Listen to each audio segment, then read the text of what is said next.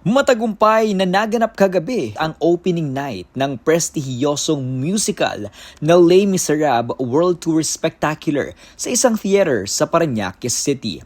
Ibinahagi ni Rachel Ango ang kanyang paghahanda sa Instagram stories kasama ang isang mirror selfie bago ang technical run. Ipinakita niya ang kanyang bagong itsura bilang Fantine. Noong isang araw bago ang premiere, nag-post din siya ng mirror selfie mula sa dressing room habang ginagawa ang kanilang unang opisyal na run-through at sinabihan ang sarili ng good luck.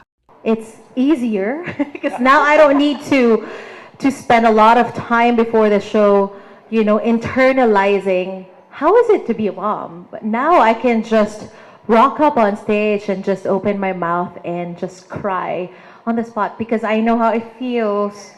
I feel it. It's in every single night. It's heartbreaking to know that's Fantine's story and she had to go through that. Ang Les Miserables World Tour Spectacular ay isang bagong malawakang produksyon ng klasikong musical na bahagi ng ika-40 anibersaryo nito at nagtatampok ng live orchestra at international na cast. Sa Manila, tatakbo ang palabas mula Enero 20 hanggang Marso 1, 2026 dahil sa mataas na demand ng mga ticket mula sa lokal na publiko. Bukod kay Go, tampok din sa Manila run sina Lea Salonga at Red Concepcion bilang Madam at Monsieur Thenardier at marami pang iba.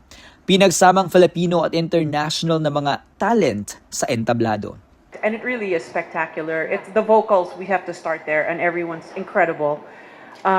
But yeah, it's so nice. I don't die, and I get to be kind of not the one na maawa kayo sa kanya. It's not.